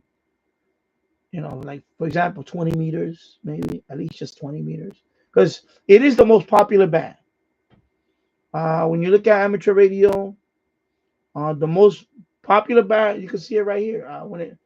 When it scrolls here, you'll see it here. Most popular band is 20 meters. Every day is always 20 meters. That's where most people go to make contacts to amateur radio. 10 meters, they call it, a fun band, whatever. But 10 meters is only daytime. You know, so 20 meters is the band that works all year round, every day, and very, very late, late, late into the evening, like pretty much all day, all night, pretty much. It's right in the middle. It's the perfect. He's not all the way down in the. That's another thing. 14 megahertz is not all the way down to the point where you still get a lot of. It's a very good. A lot of people tend to go there. The problem is sometimes that too many people go there. Right now, see, it's actually not that many now. But you know, and of course, there's other bands you can work on. There's like 15, 17, but really 20 is the one that all day. 40 meters is another popular. So that's a problem that as a technician you're not allowed to do. You're not allowed to use any of that. Only Morse code, and that's a problem with Morse code. Not everybody wants to learn Morse code now, so I think they should replace that with digital. So if you want to update, they want to update. We're allowed to use Morse code on all these bands. Why don't you just include a small portion of digital? Because I understand that. I saw a question. I saw somebody posted a question the other day on another amateur radio channel, and that's the frustration that I have. Like, why do I have to, take another test to learn all this stuff that like for example, the biggest one is things like I'm probably never gonna fix a radio in my life anymore. I'm at a point now where I'm older. My eyesight is not the best anymore. I don't care about, especially today's radio. I don't care about, today's radio. I'm not gonna open up and try to fix it. I'm sorry, I'm not gonna do that. In today's world, you're trying to get more people, more younger people. You're trying to get more younger people to join the hobby, just to join the hobby, and now to explore the other bands. So the fact that you already have, for example, as a technician, I can do CW on 40, I could do CW on 20, I could do CW on 80, but I can't do digital. Why not include digital? And it makes no sense. At least include digital. I don't even care about voice down there, but why not include digital? You know, why do I have to go to another class just to do digital on a few more bands? And that's the problem that I have. It's like it makes sense. Like when they propose that to expand, just add more digital and maybe a couple of more voice, and that's it. because the fact of the matter is that the CW, yeah, leave the CW the way it is, but I'm gonna learn at my own leisure. I'm not gonna do CW anytime soon. It might be a couple of years before I'm at a point where I could start making uh you know and I'm being honest. I'm for my because I just don't have time to sit down and juggle the two. Juggle all this other stuff that I'm doing in my life and try to learn because that's what it is. You're learning a whole new language basically. I want to do it at my leisure. So so I like that proposal. I hope that someday they can do that. They can say, you know what, because that'll keep more people. A lot of people. Yeah, I don't know what the statistic is. I forgot it was like 50% of all. It could be higher than that. Probably more like 60%. I forgot the number is of people that get the technician license never upgrade. They don't upgrade because right now I practice a test a few times and I think I'm pretty knowledgeable. It's not easy. It's not an easy test. I know people say, "Well, you guys just memorize it," and you know. And I know people are gonna bring out the example like, "Oh, my 11-year-old boy did it years ago, whatever." Blah, blah, blah. First of all, 11-year-old boy doesn't have to take care of another kid.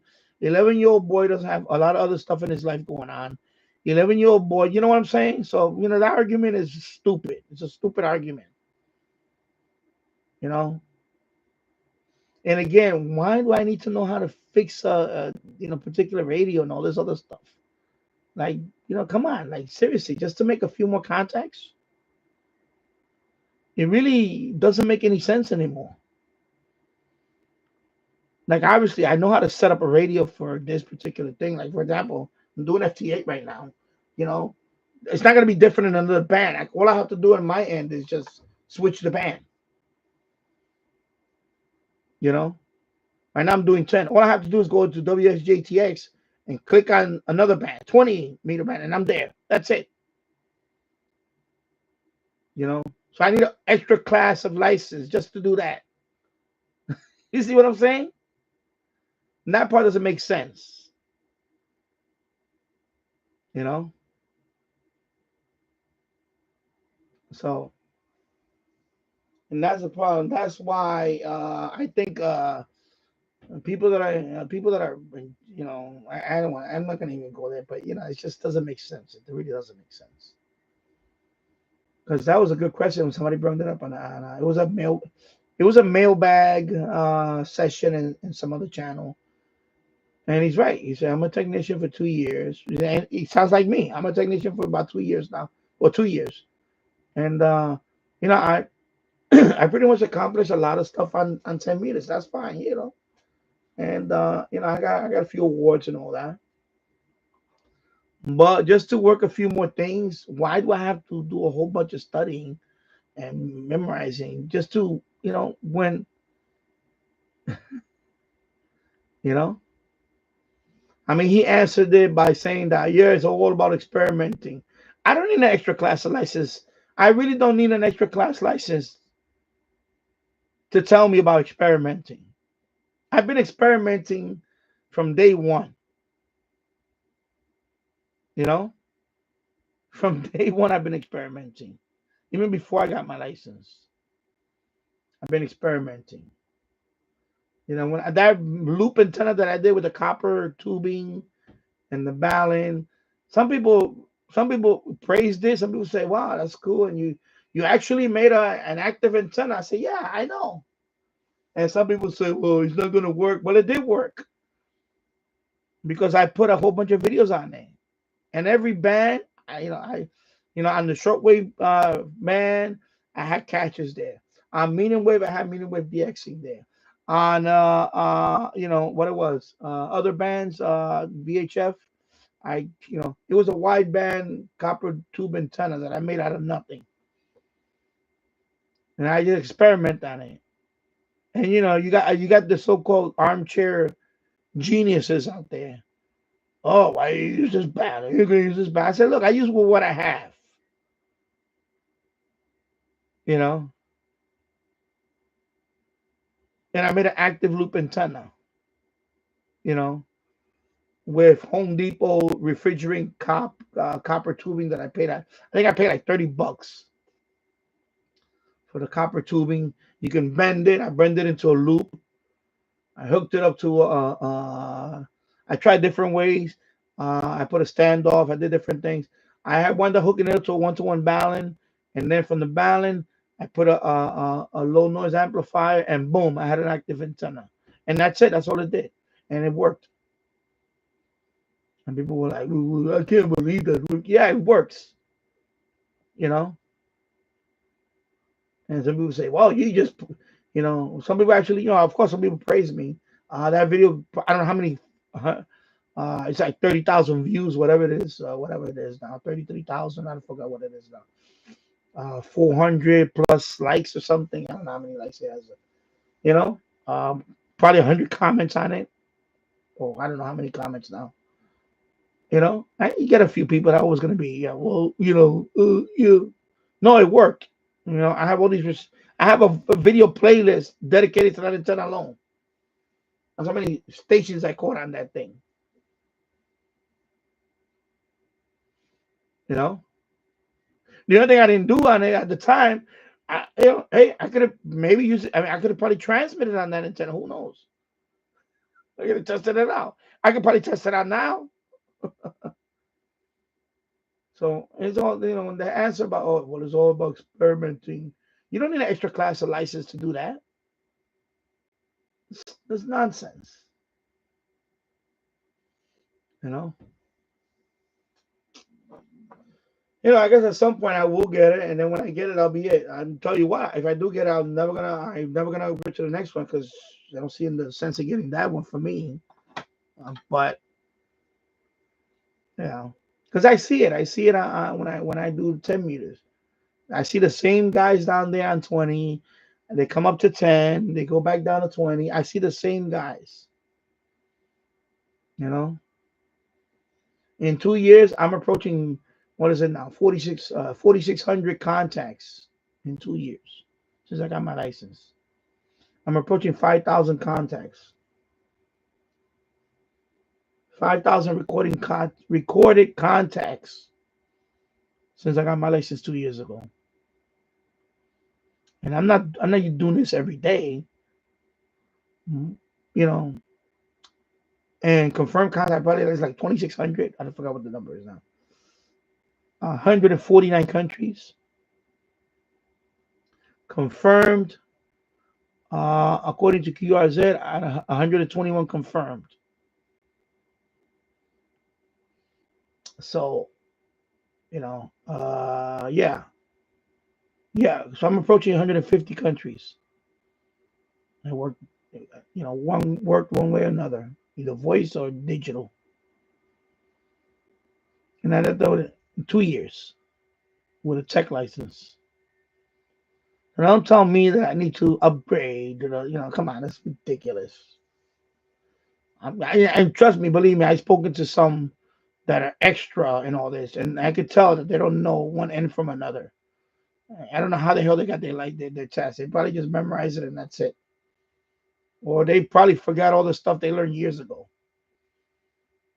Or who knows what happened? Who knows? Maybe they cheated. I don't know. I'm gonna say it. Sorry. Maybe they cheated. I've spoken to many on DMR. DMR especially. DMR is not new. It's been around for almost 20 years now. DMR. I spoke to some people on DMR. They're like, oh, I just got into this DMR last week, but I've been at ham for 40 years. And then they go on the whole thing about, well, there's a whole different thing here. And let me tell you something. To set up DMR is not 1, 2, 3. You have to learn a few things. Just setting up DMR alone should earn you a general license because you have to know how to set up. You have to know how to set up. First of all, you got to know how to program your radio. That's a skill in itself, just programming your radio. Then you have to set up your account, your account to the service, that you connect to. If it's Brandmeister, you got to register with them. You got to get a DMR number. You have to do all this, and then now you got to figure out when you connect to it. If you're going to connect to a repeater, that's one way of doing it. If you're going to connect to a hotspot, that's another way. By the way, if you have a hotspot, you got to learn how to configure this to work with your radio. So all that right there is already, you're earning the general. If you think about it, just learning all that stuff, you're already earning. They should have a classification just for this alone to learn all this stuff. All right. It's easy to just do HF in a single sideband. That's it. Try setting up a DMR hotspot. Try setting up DMR. Try doing that. Try setting up, that. Forget about the other two digital modes. They're more easier. Try setting up a DMR radio. Buy a DMR radio and set it up. Set it up to do what I do now. When you see those videos that I talking to the guy in Austria the other night, I was up at 2 in the morning, 3 in the morning. I was in the boiler room just relaxing, listening to radio, and I said, let me fire up my DMR. And I'm talking to this guy in Austria. You know how much work it took to set that up the way I wanted to work for me. It was a learning curve. It was not a 1, 2, 3 thing. I had to watch quite a few videos to get them. Now I have 3 hotspots. One is for Yaesu, the other one is for DMR. This one is just to experiment. You see, I have no label on this one. You see? Now I'm very proficient in digital voice. Okay? I'm very proficient in digital voice. This is for the Yaesu, by the way. When I put YSF, that's the Yaesu. I'm very proficient in digital voice. So when they say, "Oh, you're a technician," no, I know. I could say I know probably a lot more than some extras out there. I can say that now. I can say that with confidence right now. That I know more than some people extras out there. Because I've spoken to some and I can hear it. They sound like, they sound like I scratch my head like, I don't know how this person will end up an extra.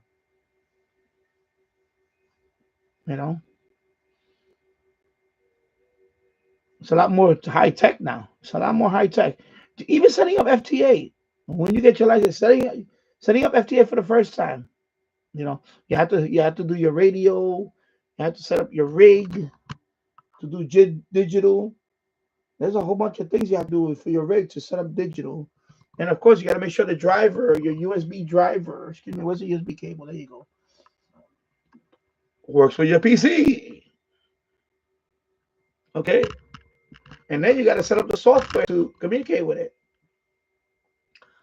Yeah. Then in my case, of course, I have set up not only the software, I have set up my FT8 now with Grid Tracker to work autonomously, or should I say, I do very little now. I just Morocco. Let me click on Morocco. Let me make contact with Morocco. There you go. Right now, for example, automatically when I make my contact, I just do one click. When it says okay, it goes to I log it through all these different software places. Like TQSL is Log of the World, HDR Log, that's another website, Club Log. I have that automatically set up. That didn't happen overnight. That took time. That took time to learn on. That's a learning curve for all those things. It's a learning curve. Okay. So there's some extras that I hate FTA because they never done it because they fear technology. They rather do I'm old school. I just turn on the radio and put a single sideband. That's great. That's great. Kudos to you. I love old school stuff too.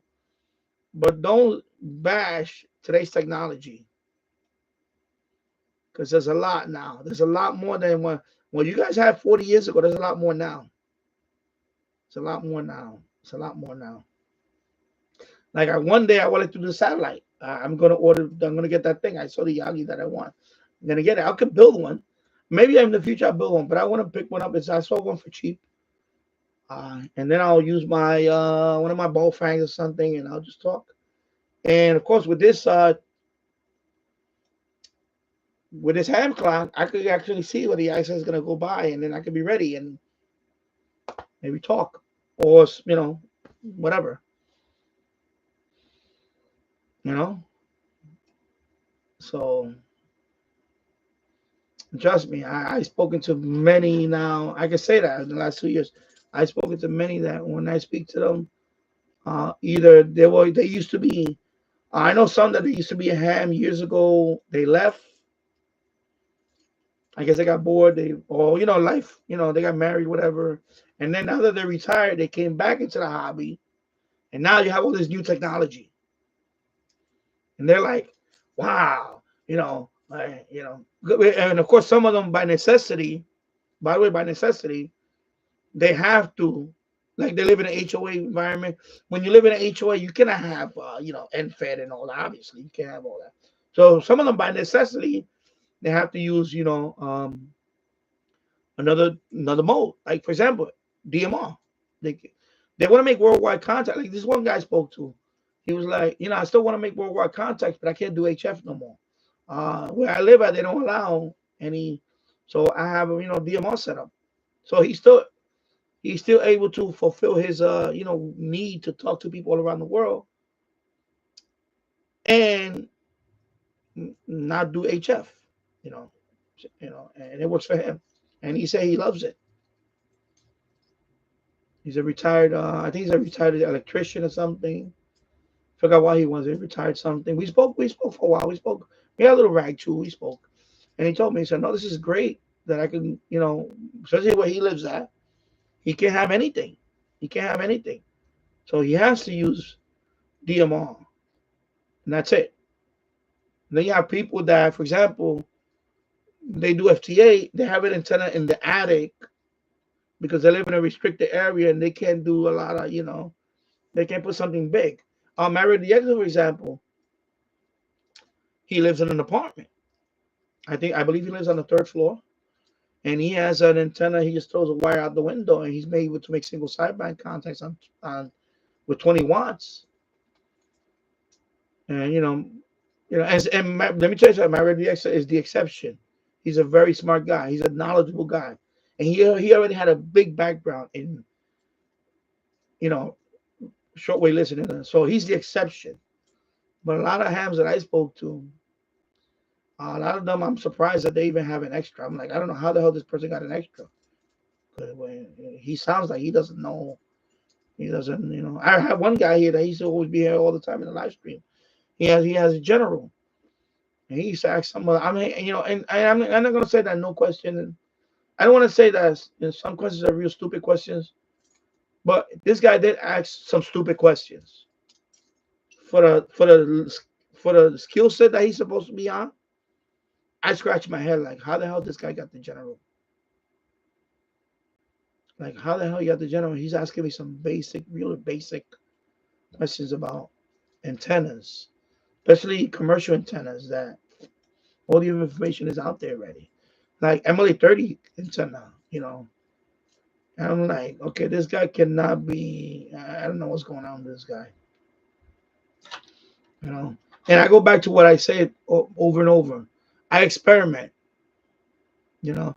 When I bought my MFJ 8086 loop, when I first bought it, I had it indoors. I had it on the second floor in the room. Right away, I said, I said it. I said it to myself. I didn't say it in public. I didn't make a video on it, but in public, I was like, man, I hope I didn't spend this money on this piece of junk because it was noisy as hell. I was very disappointed because it was inside the house. It was not supposed to be. It's not meant to be in the house. But the minute I put it on the outside, then I started getting wow. It sounds really good because I didn't. I had to buy coax and longer coax to put it out there. I had to run it up in the house. Then I saw okay, yeah. So it's not bad. It's a good antenna. And then now that I have this antenna for how long now? 7 years or six and a half years, whatever it is now. Now I know, now I can say I'm an expert in that antenna. I'm an expert on the MFJ 8086. I can say that because I use that antenna and I can tell you that antenna is as good as a Wellbrook. Probably not is as good, man. I'm gonna say better because I never owned a Wellbrook. I wish I got to own a Wellbrook. I never did, but it's pretty comparable to it. I think that the Wellbrook antenna is very good on the lower bands. Like, remember the MHAT86 loop is not designed to go down into long wave. It's only designed to go from 500 kilohertz up to 30 megahertz. That's it. So the fact that it works well on those bands, it works well on that frequency range. It works well. Like it's a good shortwave antenna. I mean, it's a very good shortwave antenna. I'm gonna say, it's a good medium wave antenna, and I've done medium wave DXing on that antenna. So I can tell you, it's a very good antenna. You know, and the Wellbrook is good antenna too, but it shines on the lower bands.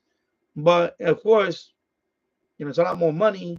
And here in North America, the long wave is non-existent anymore now. So, you know, but I didn't learn the first day that antennas. I had to learn that antenna. I had to learn about, even though that antenna, I had to learn that antenna, you just can't put it anywhere. You have to put it in a spot. You might have to rotate it around and find an area. Now a lot of people say, and I get this all the time.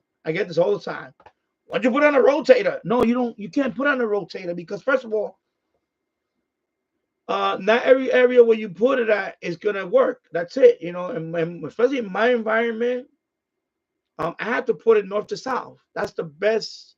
If I want to leave it there all the time, and I don't want to be moving it around or rotating it around, north to south is the best optimal spot for me. It's the lowest amount of noise. So it's going to pick up whatever's going to pick up. If I deviate from that, if I put it east to west, it's noisy as hell. It's just that from that angle, I'm getting a lot of noise, and a lot of it's probably from across the street, from right in front of my house and behind my house. The house is behind me. That's why, in my environment, that's why when people ask me these questions, where you get a rotator, it's not going to matter. The rotator is, especially when you're doing short wave and medium wave. Medium wave is more directional. But in my environment, it's not worth it because, I'm going to deal with a lot of noise. When I put it north to south, that's the optimum best way that I can leave it up there. I don't have to fiddle around with it. And, so people tell me, I get that all the time. Well, you put in a rotator, I have mine in a rotator. Yeah, but you live in the middle of the boondocks. I live in a city. I live in a city of 250,000 people. And I'm right outside the biggest city in the United States. So, I'm right outside New York City, which is the biggest state. Number one populated city in the United States is New York City. So I know what I'm talking about. When I say you might, if you live in an environment where you might have to point that antenna in that direction, and that's it. And get it enough, lower the noise floor enough that you're going to pick up what you're going to pick up. And this is something unique to me, it's not like, so, you have to experiment. That's what I keep telling people. When you buy an antenna, you have to experiment. When I did the boiler room live stream, I told you that spot, any of my portables, if I put one here, you can hear noise. It's unlistenable here in this room. But if I go to the boiler room, now that radio works better. You see what I'm saying? Sometimes it's a spot in your house. That's going to be your listening area. And my area of best listening, especially on shortwave and medium wave, is the boiler room. It's that particular corner of the boiler room. Right there. It's just a spot. It's a sweet spot. When I want to listen to a long distance station, I'll tune it there. I'll put one of my portables there, and listen there. I can't do that right here in this room. It's too much noise here. I get the noise from the transformer. Lately, I've been hearing a noise, and I can hear it. It's not the transformer. It's another noise I'm getting from out there. It sounds like a constant buzzing. I don't know if it's the electrical power line. You know, when I first moved in here, my wife thought I was nuts. Seriously, true story. I'll tell you a true story. Well, I would say true stories, but I mean, this is true. I never talk about this. I'm going to talk about it now. I don't know if it happens to people. It happened to me. When I first moved here, and I would sleep upstairs, I don't know what it was. I kept hearing a buzzing noise constantly. Constantly. It was driving me nuts. And I'm looking around the house over here. What is on that keeps buzzing? And I couldn't figure out what it was. And I think my hearing is sensitive enough that I think it was the power line or the transformer right in front of my house that I was hearing. So to the point where I started staying down here, sleeping down here. You know, I finally put a bed down here and I started sleeping down. Because I was working down here anyway. You know, this was before I started this channel. I was doing other stuff, computer stuff. And just, you know, I basically made this into my space. And over here, I didn't hear it that much. I would still get it once in a while, but not as much. And I was saying, you don't hear that? I said, no, I know what you're talking about. Like, I thought I was nuts. She thought I was literally nuts. I said, no. I can hear this noise constantly. And all of a sudden, it disappeared. And lately, I've been getting the noise again. But right now, that noise you're hearing is the switch, the network switch. You can hear the fans blowing. So when you hear noise right now, that's a network switch. That's a server stuff. Now you're going to hear on any server rack, and you're going to hear. You're going to a data center. But when I have all that off, down here, when I had my old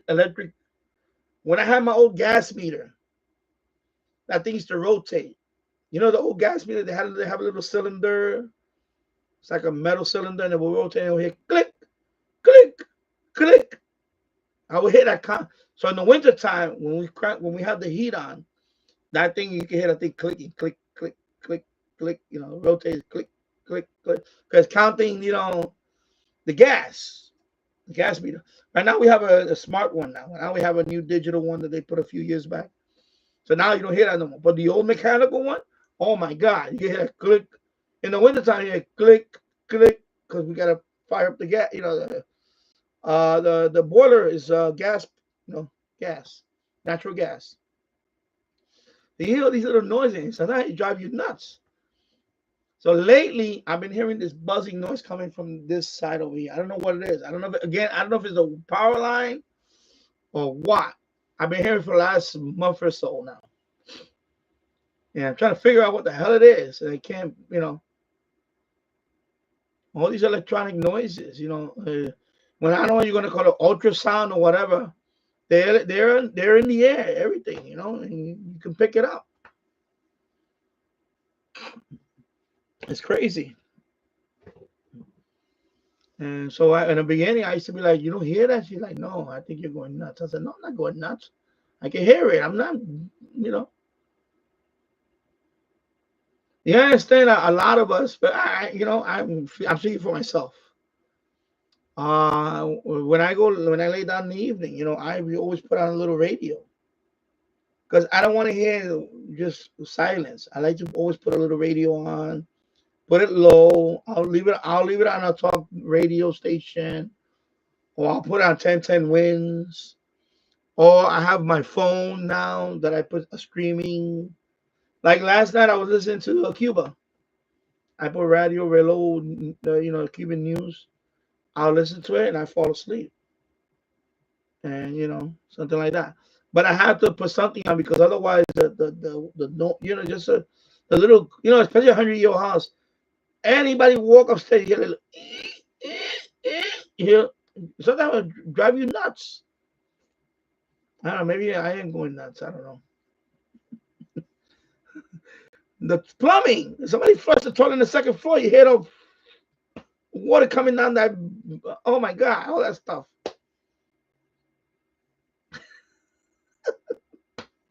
You know. And I have old cast iron pipe. I'm gonna replace that with PVC pipe eventually. And I heard that's even noisier when you flush the PVC pipe, or when somebody's taking a shower or whatever. All that water rushing down the drain pipe, and it's PVC. I heard it's noisier. I'm looking now. I'm not looking forward to that, but I have to replace the drain pipe that you saw on Christmas. Remember Christmas Day? I did the live stream in the boiler room. I showed you the drain pipe and all that. You hear all these noises, and my God, that's how much drive me insane.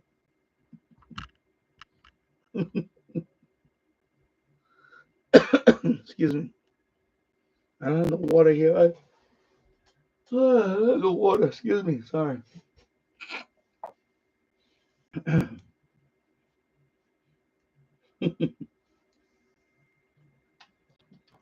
gonna figure. I'll probably. Matter of fact, when I'm done with the stream, I'm gonna go upstairs and look for that netbook. It should be upstairs. I want to set up my. I don't think when I set up my shot, I want to hook this up to my. I'm gonna set up a separate station. The problem is with the Yaesu is that you gotta when you do settings for the CW, it messes with your FTA mode. That's why now I understand this. I'm gonna say it. When you're doing more than one mode, you're gonna need more than one radio. Because otherwise you're gonna be fiddling around with the same radio over and over. And I don't like to do it. I like to have my one radio set for this. I got my single sideband rig here. I got my FTA, my digital rig here, and I'm now going to set up my CW rig here. That's the ideal thing to do. Now I understand why you need more than one radio, because on the FTA, the FT991A, and I set this up for this. I got it working, yeah, but it messed up my digital stuff. And I know you can save all that and make a profile. I don't want to do all that. It's too much of a hassle. Especially for this, when I'm doing this, because this is something that I'm going to be doing once in a while. And I'm learning. What I do every day is FT8. Right? So I want to have my rig optimized for FT8. That's it. And of course, voice, you just go, But when you're fiddling around with this is a whole different thing now.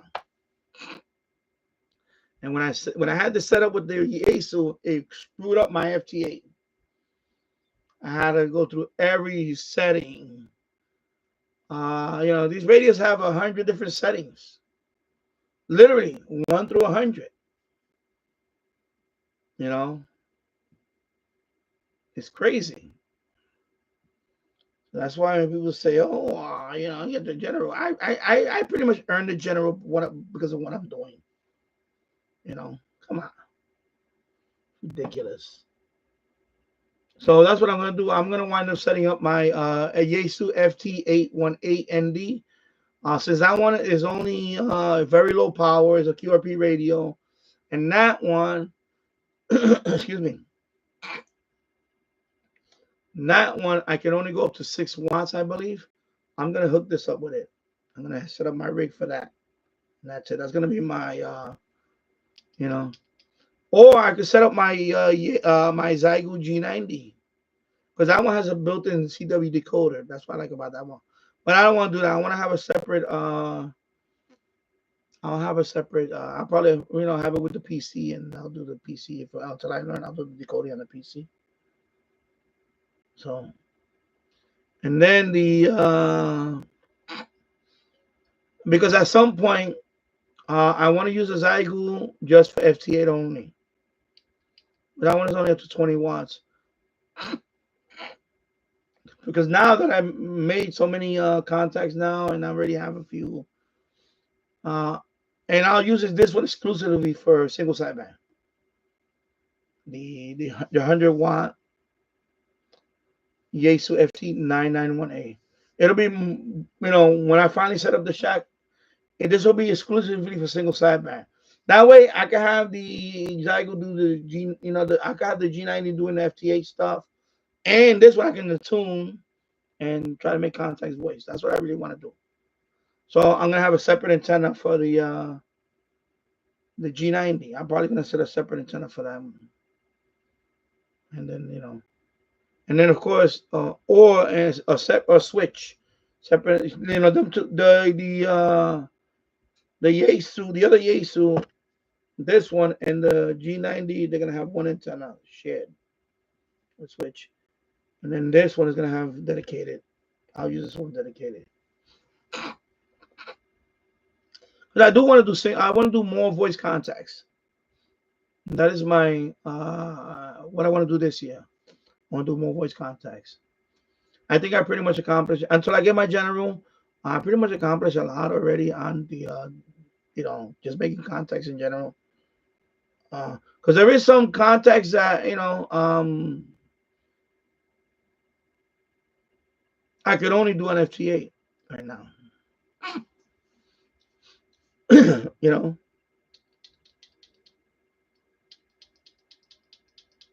you know, and that's today's world. I know 40 years ago, whatever, it was all digital, or it was all single sideband, and a lot of it single sideband or CW. But now that we have digital, it's here to stay, and that's just another mode. And I agree with some people. It can get boring. There's times that I'll come on and I'll do a few content and I get bored. I say, I don't want to do this whole thing. I'm done. Like today, right now, I'm taking a break because I'm here talking to you guys. But there's gonna be a point where I just want to, talk. So it's getting to that point where especially in my case, I've been on 10 meters for the last 2 years. It probably pretty much worked. Probably more than most people work on 10 meters in their whole life. If you look at other people's profile and contacts. Like I said, I'm approaching 5,000 contacts overall. So that's a lot. And that's a lot in 2 years. So now I want to set it up. Now that the flooding issue is not major anymore down here. Now I can set up a shack permanent, and then that's gonna be my shack, and that's it. Anyway, I'm gonna sign off now. I've been on for 2 hours and 2 minutes now, so I hit the 2 hour mark. This is what I wanted to do today. I wanted to be on about 2 hours. So yeah, I'm gonna sign off now. It's noon. Yeah, 12:09 p.m. here. I got the rest of the day. I'm gonna do some cleaning down here. And I don't know, Mary is still on the live stream. Maybe I'll go pay him a visit as soon as I go offline here. So anyway, thank you for watching, everybody. And I don't know if I'm gonna be back live tomorrow because he's gonna do his live stream tomorrow, and I'm gonna try to make contact with Jill's tomorrow. So I'm gonna suggest go to his live stream tomorrow. So go check out My Radio DX's live stream tomorrow around in the morning. I'm gonna be on his live stream tomorrow, and we're gonna try to make contact. And also, I know Jill's is gonna be on there too. So if you want to talk to Jill's, he'll be on there too. And hopefully, me and Jill's can make contact on FT8 on 10 meters, and maybe even voice. I hope. So thank you everybody for watching, and I'll see you soon. Take care, and go to Barry Dix's live stream if he's still on today. But definitely tomorrow he's gonna do a live stream, and he's gonna try to make contacts tomorrow. And then I'll see you next time. Take care. Have a good day. Bye-bye.